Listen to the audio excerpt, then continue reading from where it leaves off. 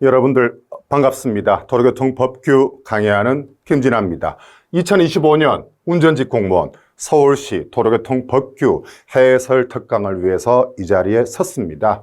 올해 11월 달 대구 부산이나 2026년 운전직 공무원 시험 대비하시는 분들 출제 기조를 알기 위해서 하루라도 빨리 여러분들한테 해설 특강을 해드려야 되지 않을까. 그래서 PPT 만든다고 오늘 밤샜습니다. 보시다시피 눈이 좀 캥캥합니다. 2025년 같은 경우에는 역시 마찬가지입니다. 개정 신설된 내용이 각 지역별로 꽤 나왔죠. 제가 계속 강조한 게 뭡니까? 음치.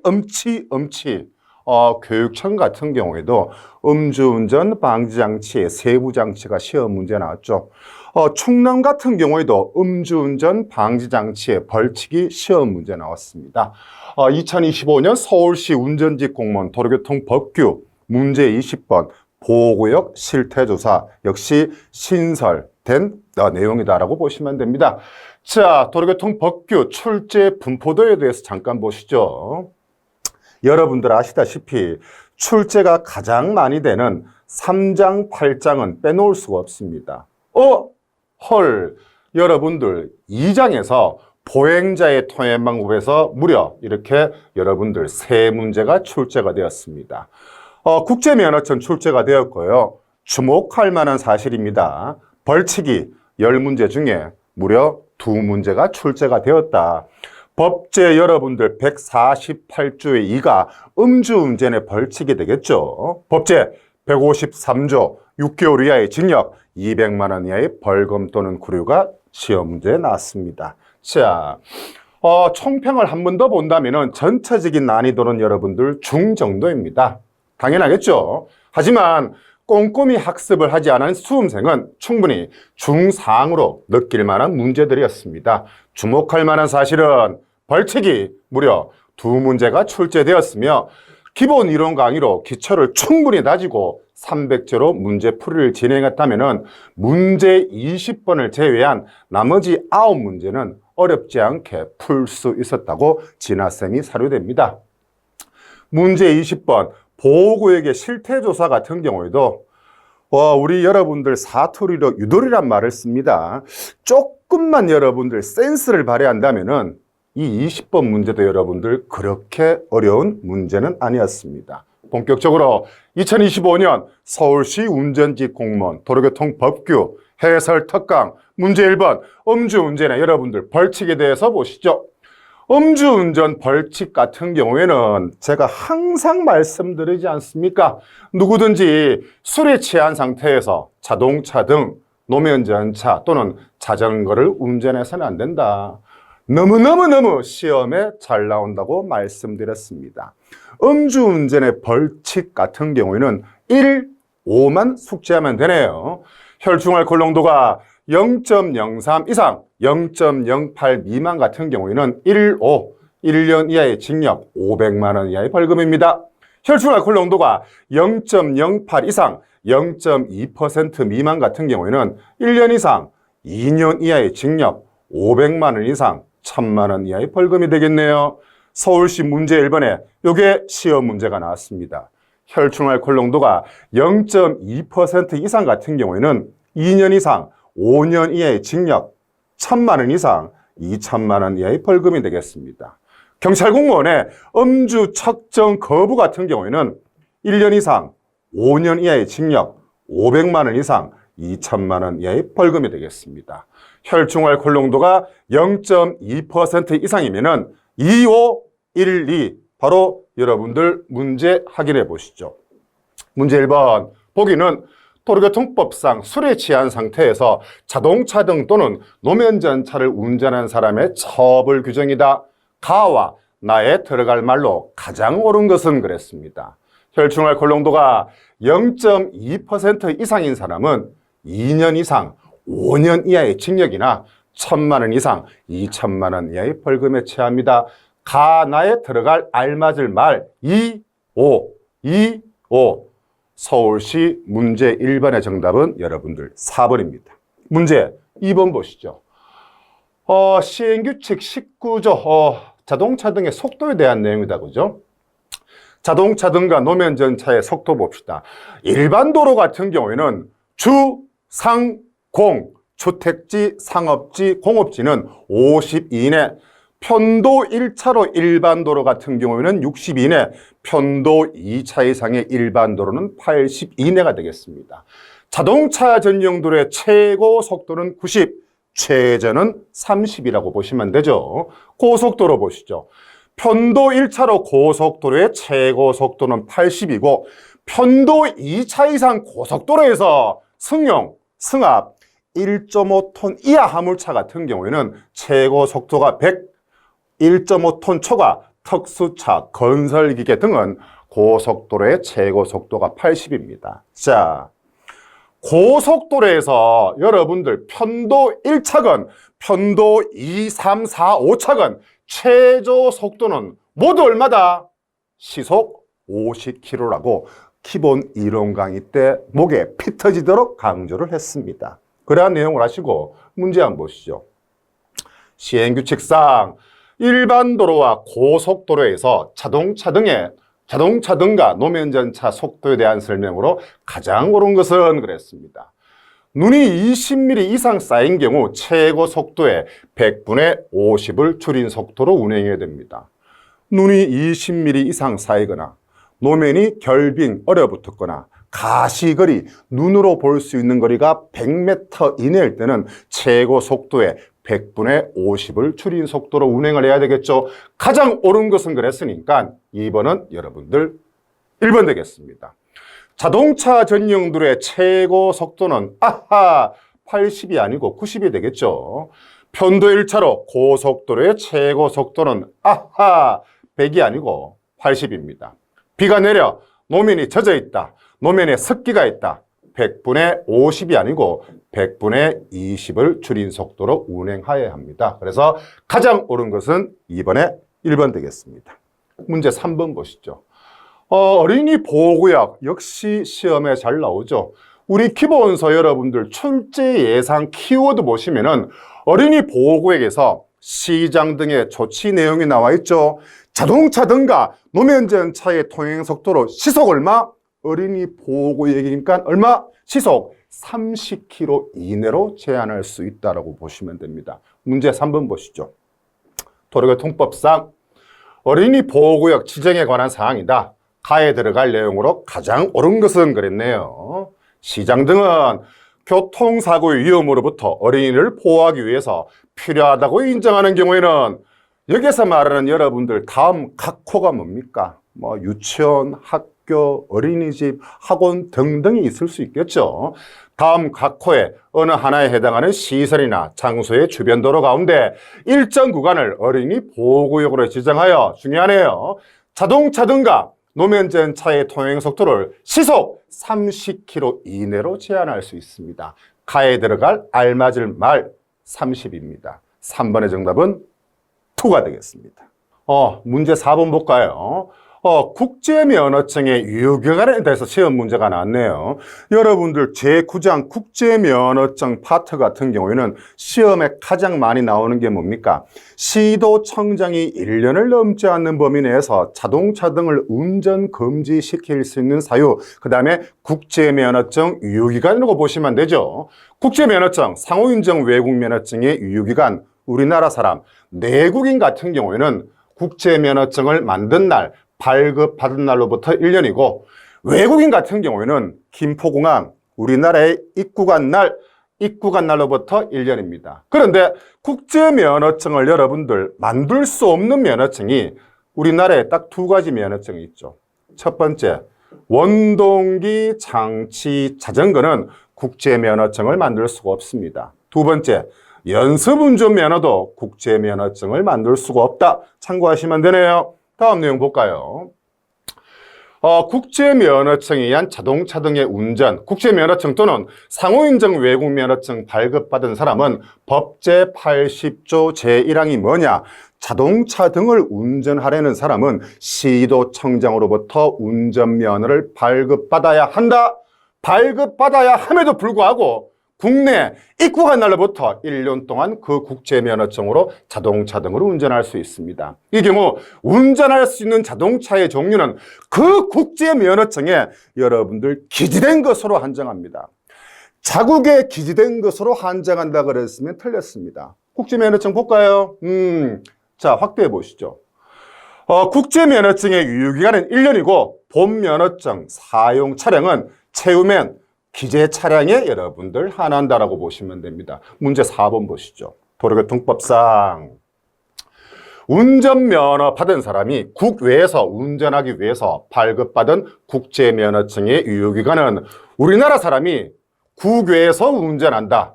국제면허증을 만든 날, 발급받은 날로부터 1년. 4번의 정답은 1번입니다. 문제 5번 보시죠. 시행규칙상 도로주행 시험을 실시하겠는 도로의 기준에서 총주행거리의 최소 길이로 가장 옳은 것은 그랬습니다. 우리 기본서에도 나와 있고 제가 기본 이론 강의할 때 도로주행 총주행거리는 5km 이상입니다. 도로주행 시험장마다 4개 이상의 노선을 확보해야 됩니다. A 코스, B 코스, C 코스, D 코스가 있습니다. 제비뽑기를 합니다. 한 사람이 A 코스를 뽑으면 나머지 사람도 다 A 코스로 도로주행 시험을 봅니다. 라고 말씀을 드렸죠. 그래서 도로주행, 주행길이 최소 길이는 5km 이상이다. 5번의 정답은 3번입니다. 문제 6번 보시죠. 제2장 보행자의 토행 방법 너무 중요하네요. 보도와 차도가 구분되지 아니한 도로에서 중앙선이 없는 도로나 보행자 우선 도로에서는 보행자는 도로의 전 부분을 통행할 수 있습니다. 하지만 보도와 차도가 구분되지 아니한 도로 중 중앙선이 있는 도로에서 보행자는 길 가장자리 또는 길 가장자리 구역으로 통행하여야 한다라고 보시면 됩니다. 사진으로 보시죠. 자, 보도와 차도가 구분되지 아니한 도로 중 이렇게 중앙선이 있는 도로에서 보행자는 길 가장자리 또는 길 가장자리 구역으로 통행하여야 하고, 두 번째 그림 볼까요? 보도와 차도가 구분되지 아니한 도로 중 중앙선이 없는 도로나 이렇게 보행자 우선 도로에서는 보행자는 도로의 전 부분을 통행할 수 있다라고 보시면 됩니다. 문제 확인해 보시죠. 도로교통법상 보행자의 통행 방법에 대한 설명 중 가장 옳지 않은 것은 그랬네요. 1번, 보행자는 보도와 차도가 구분된 도로에서는 보도로 통행하는 게 맞네요. 2번, 보행자는 보도와 차도가 구분되지 아니한 도로 중 중앙선이 있는 도로에서는 길 가장자리 또는 길 가장자리 구역으로 통행하여야 합니다. 그래서 우측으로 통행하여야 한다. 가장 옳지 않은 것은 2번이 되겠네요. 3번, 보행자는 보행자 우선 도로에서는 도로의 전 부분을 통행할 수 있죠. 4번, 보행자는 보도에서 우측 통행을 원칙으로 합니다. 서울시 문제 6번의 정답은 2번입니다. 럭키 7 보시죠. 교통당석. 진아쌤, 학교 간 지가 2년, 3년이 지났으면서도 불구하고 횡단보도에 신호 기다릴 때 운전하면서 저도 모르게 비슷한 정비불량 차로 교통단속 방해하면 경찰 명령 받아요. 여러분들 교통단속이니까 6개월 여러분들 200이 되겠죠. 도로교통법상 교통단속을 회피할 목적으로 교통단속용 장비의 기능을 방해하는 장치를 제작, 수입 등을 한 사람에 대한 벌칙은 비슷한 정비불량차로 교통단속 방해하면 경찰 명령 받아요. 6개월 200. 정답은 1번입니다. 2번, 1년 300 같은 경우에는 서울시 해설 특강하면서 이렇게 노래 부를 줄은 몰랐습니다. 1년 300 노래 가사가 어떻게 됩니까? 무면허와 허위 부정하게 유사 명칭 사용하는 교통강사는 음치 곱하기 3개가 되겠죠. 3년 700 같은 경우에는 현재로서 우리 도로교통법에 딱 하나밖에 없습니다. 여러분들 도로교통법 68조 제1항에 이렇게 명시가 돼 있죠. 함부로 신호기를 조작하거나 교통안전시설을 철거, 이전, 손괴해서는 안 됩니다. 이를 위반하면은 3년 이하의 징역이나 700만 원 이하의 벌금에 처해지게 됩니다. 4번 5년 1,500 가장 대표적으로 교통사고 관련 벌칙이 되겠죠. 가장 중요한 순서대로 조치 방해 신고입니다. 교통사고 발생 시 조치를 하지 아니한 사람은 5년 이하의 징역, 1,500만 원 이하의 벌금에 처해지죠. 교통사고 발생 시 조치 신고 행위를 방해한 사람은 6개월 200입니다. 사고 발생 시 조치 사항에 신고를 하지 아니한 사람은 30만 원 이하의 벌금이나 구류에 처해지게 됩니다. 그래서 7번에 키워드 교통단속 나왔으니까 뒤돌아볼 필요 없습니다. 6개월 200 기본 이론 강의하면서 300제 하면서 여러분들 노래 엄청 많이 불렀을 겁니다. 문제 8번 보시죠. 야간 운행 시 등하에 대한 내용이다, 그죠? 내용 한번 보시죠. 야간 등하, 여러분들 자동차만 숙지하면 되죠? 전, 차, 미, 번입니다. 자동차는 전조등, 차폭등, 미등, 번호등을 켜야 되네요. 원동기 장치 자전거는 전, 미, 전조등, 미등입니다. 견인되는 차가 지금까지 가장 시험 문제 많이 나왔고 당연히 올해 서울시에도 출제가 되었네요. 견인차가 여러분들 전조등을 켜놨기 때문에 견인되는 차는 전조등을 제외한 차, 미, 번을 켜시면 되네요. 노면전차는 여러분들 누구 불러야 됩니까? 미실이 불러야 되겠죠. 전, 차, 미, 실은 실내 조명등이다라고 보시면 됩니다. 다음 내용 보시죠. 밤에 서로 마주보고 진행할 때나 밤에 앞에 차 또는 노면전차 바로 뒤를 따라갈 때나 교통이 빈번한 곳에서 운행할 때 전부 다 전조등 밝기를 비세 방향을 아래로 유지하고 비세 방향을 아래로 향하게 하거나 잠시 전조등을 꺼야 하는 경우는 밤에 서로 마주보고 진행할 때다라고 제가 말씀을 드렸습니다. 내용 보시죠. 시행령상 밤에 도로에서 자동차를 운행하는 경우 등화 조작에 대한 설명으로 가장 옳지 않은 것은 그랬습니다.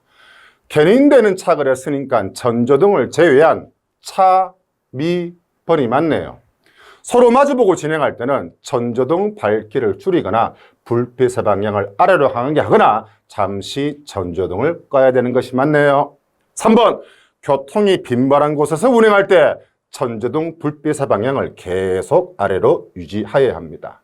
4번 도로에 정차하거나 주차할 때 전조등, 차폭등, 미등, 번호등, 비상표시등 우리 도로교통법 시행령에 이런 내용 자체가 없습니다. 8번에 가장 옳지 않은 것은 4번입니다.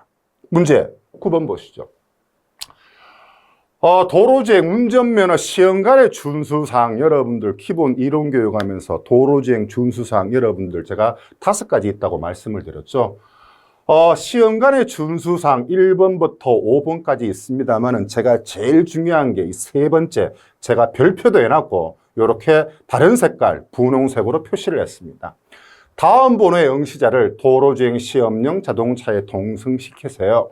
다음 순번이 맞습니다. 다음 번호의 응시자 문제 보시죠.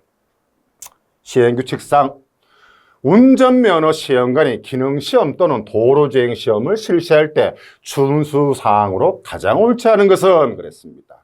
1번 시험을 실시하기 전 시험 진행 방법 및 실기억되는 경우 등의 주의사항을 응시자에게 설명할 것. 아하! 앞번호가 아니고 다음 번호입니다. 다음 번호의 응시자를 도로주행 시험용 자동차에 동승시키는 등 공정한 평가를 위해서 노력해야 됩니다. 3번 볼까요? 응시자에게 친절한 언어와 태도로 정해진 순서에 따라 시험을 진행하되 시험 진행과 관련 없는 대화를 하지 말아야 됩니다. 4번에 시험 진행 중 교통사고가 발생하지 아니하도록 주의하고 교통사고가 발생한 경우에는 즉시 소속기관 장에게 보고한다라고 보시면 됩니다. 그래서 9번의 정답은 앞번호 그랬으니까 틀렸습니다. 서울시 문제 10번 보호구역 실태조사에 대해서 보시죠. 시행령상 보호구역에 대한 실태조사가 필요한 경우 업무의 일부 위탁이 가능한 기관이나 단체로 가장 옳지 않은 것은 그랬습니다. 이론교육할 때 보호구역 실체조사는 한국도로교통공단에 위탁할 수 있습니다. 제가 이 한 가지만 말씀드렸습니다. 매우 안타깝게 생각합니다. 좀 더 디테일하게 말씀을 드려야 되는데 그 점에 대해서는 진아쌤이 매우 안타깝게 생각을 합니다. 자, 보호구역의 실태조사의 업무의 위탁은 뭘까요?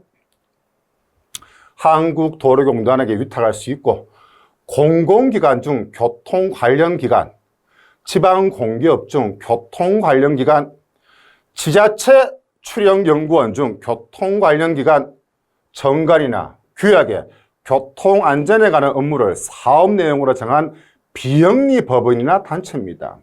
우리 도로교통법에 여러분들 영리법인이라고는 없습니다. 비영리가 뭡니까 여러분들? 수익이 나면 공익 목적으로 사용하는 것이 여러분들 비영리법인이죠. 그래서 문제에서 여러분들 영리법인 그랬으니까 조금만 센스 있으면은 영리법은 틀렸다라고 보시면 됩니다. 문제 10번 보시죠. 시행령상 보호구역에 대한 실태조사가 필요한 경우 업무에 일부 위탁이 가능한 기관이나 단체로 가장 옳지 않은 것은 그랬습니다.